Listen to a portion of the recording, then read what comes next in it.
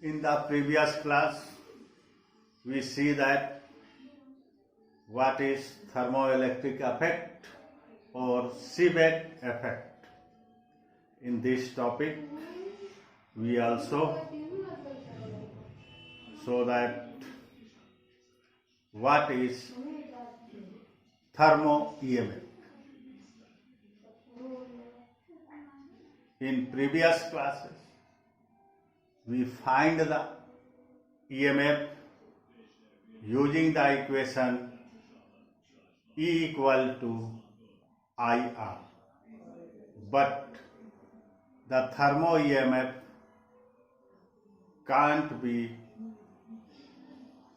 find out using this equation.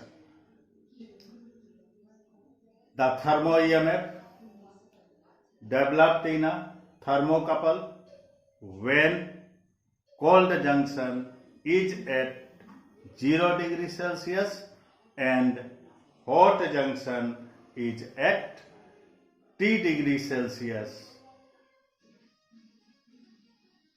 Then thermo EMF E equal to alpha T plus half beta T square, or E equal to A theta plus half B theta square, or this equation can be also written as E equal to alpha theta plus 1 by 2 theta square.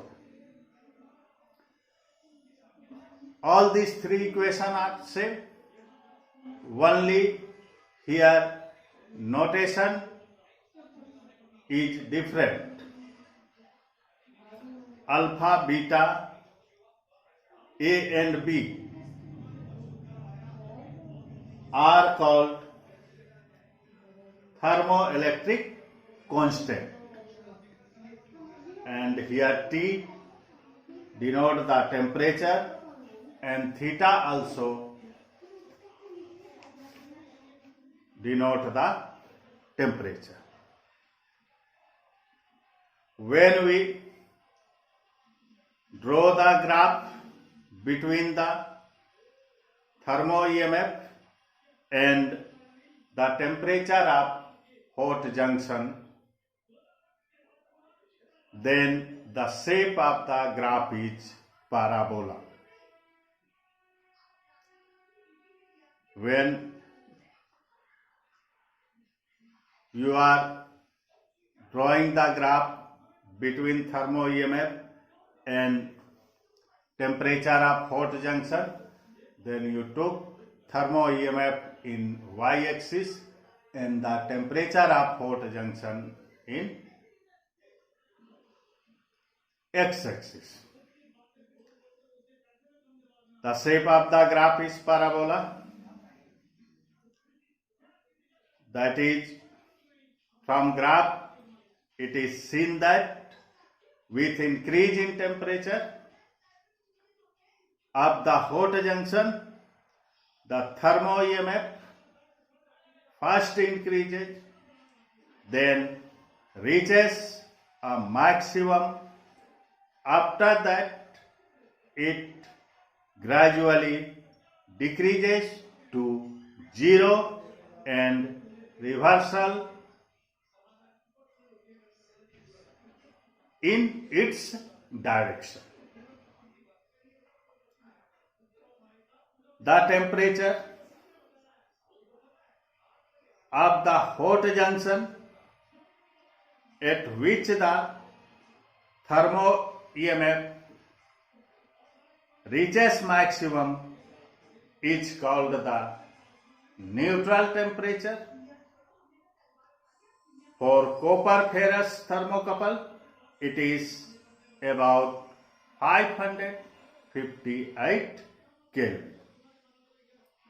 The temperature at which the thermo EMF becomes 0 and the reversal takes place is called the temperature of inversion theta I for that particular thermocouple.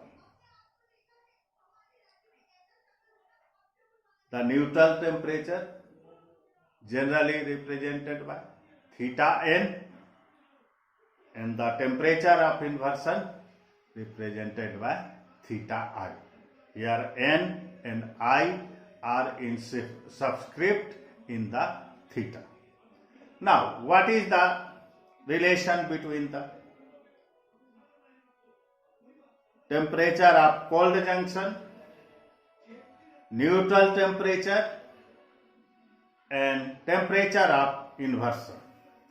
That is relation between theta C, theta n, and theta I. Since theta n minus theta C equal to theta I minus theta n, or 2 theta n equal to theta I plus theta C.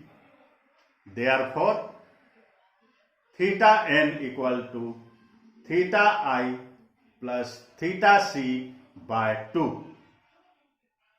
That is neutral temperature theta n is the arithmetic mean of the temperature of inversion theta I and temperature of cold junction theta C.